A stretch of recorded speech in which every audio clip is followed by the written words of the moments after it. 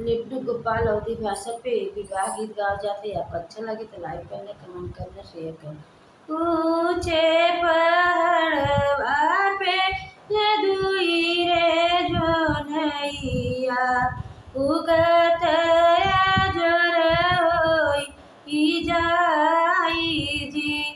ऊंचे पहाड़वा पे दुई रे जोनैया उगत जोर होई जाई जी। राजा जनक भी है अपनी धेरिया राजा दशरथ जी के कुल। राजा जनक भी है अपनी धेरिया राजा दशरथ जी के पूत से कचढ़िया राम लक्ष्मण कचढ़ी भरत भुआल जी। कचढ़िया राजा दशरथ जी काउजुम चढ़ी माते हाथी जी। कचढ़िया राजा दशरथ कचढ़ी मातली हाथी जी। तले में लगी चढ़ी आवई राम लक्ष्मण जी। मनिनी सुरहिनी गैया भरत शत्रुघ्न हमातली हथिनी चढ़ी आवई राजा दशरथ लागई दुआरे के चार जी। मातली हथिनी आवई दुल्हन राजा दशरथ लागई दुआरे के चार जी।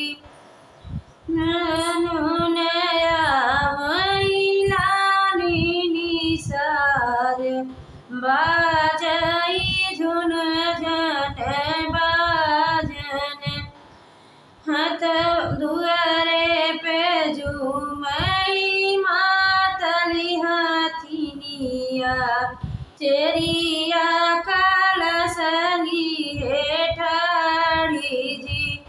दुआरे पे मातली झूमई मातली हथिनिया चेरिया कलसनी है ठाड़ी जी।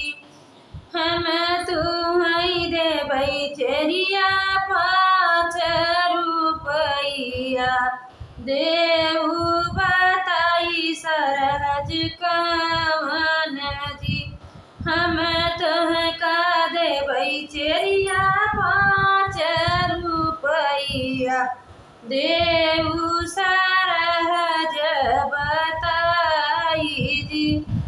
लंबे है सड़िया पहिरे तोहर साली लंबा घूघट में सासू जी।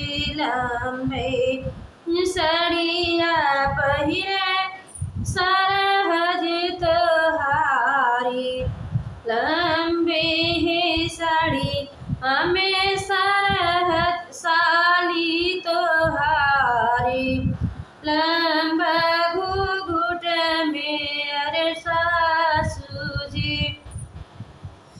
अरे नाम हाथ ही में हाथ ही कंगना अरे जुरावाज सिर में मुखवा मघई ढोली पान उहई हई दुल्हे सरहज तोहारी लेहू तू पर चही देखी जी।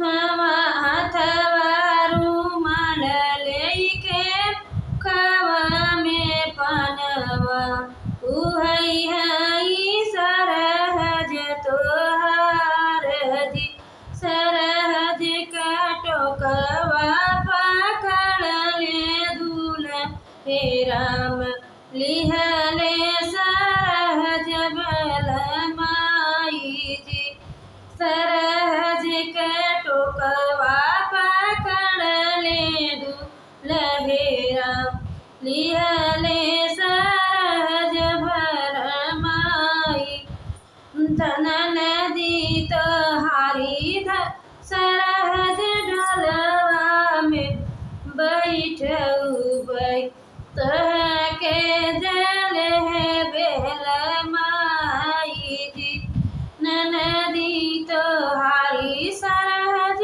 ढलवा बैठले तह काली है बेल माई जी। अच्छा लगे तो लाइक करना, कमेंट करना, शेयर करना।